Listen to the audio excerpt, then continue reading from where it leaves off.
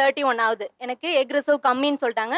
Okay நாங்க IVF போலான்னு plan பண்ணிட்டோம். என்னோட எக்ல உனக்கு குழந்தை கிடைக்குது 25%. ஸோ ஏஎம்ஹெச் அப்படின்னா ஆன்டி முல்லேரியன் ஹார்மோன்.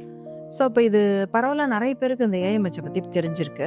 ஸோ ஏஎம்ஹெச்ன்றது வந்து ஒரு அட்லீஸ்ட் ஒரு 2 அப்படின்ற வேல்யூ வந்து ஒரு ஸ்டாண்டர்டாக நாங்கள் வந்து வச்சிருக்கோம். அதுக்கு மேலே இருக்கும்போது மோஸ்ட்லி பார்த்தீங்கன்னா ப்ரெக்னன்சிக்கு அவங்களுக்கு எதுவும் பிரச்சனை இருக்காது. அது கீழே இருக்கிறப்ப ப்ராப்ளம்ஸ் வரலாம். ஏஎம்ஹெச்சை மட்டும் நம்ம வந்து எடுத்துக்க கூடாது. ஒருத்தருக்கு குழந்தை வந்து கிடைக்கிறதுக்கு எந்த அளவுக்கு டிஃபிகல்ட்டி இருக்கும் அப்படின்றதுக்கு இதையும் வந்து கன்சிடர் பண்ணுவோம். பட் இதை தவிர உங்களோட ஏஜுக்கு வேற ஏதாவது ப்ராப்ளம்ஸ் இருக்கா, லைக் சுகர், தைராய்டு, அந்த மாதிரி வேற ஹார்மோன் ப்ராப்ளம்ஸ் இருக்கா, ஃபேமிலியில் மற்றவங்களுக்கு வந்து இந்த ஏஎம்ஹெச்சோனால ஏதாவது பிரச்சனை இருக்கா, ஏர்லி மெனோபாஸ் யாருக்காவது இருக்கா, இல்லை வேற ஏதாவது டிசீசஸ்க்கு ட்ரீட்மெண்ட் எடுத்துட்டு இருக்கீங்களா. ஸோ இது மாதிரி பல விஷயங்களை பார்த்து தான் நம்ம வந்து ஏஎம்ஹெச்க்கு எவ்வளவு இம்பார்ட்டன்ஸ் கொடுக்குறோம் அப்படின்றது இருக்கு. அதை விட முக்கியம் ஸ்கேன்ல நம்ம பாக்குறப்ப ஓவரிஸ்க்கு எப்படி ரத்த ஓட்டம் இருக்கு, எவ்வளவு ஆண்ட்ரல் ஃபாலிக்னு சொல்லுவோம், எவ்வளவு எக் இருக்கு.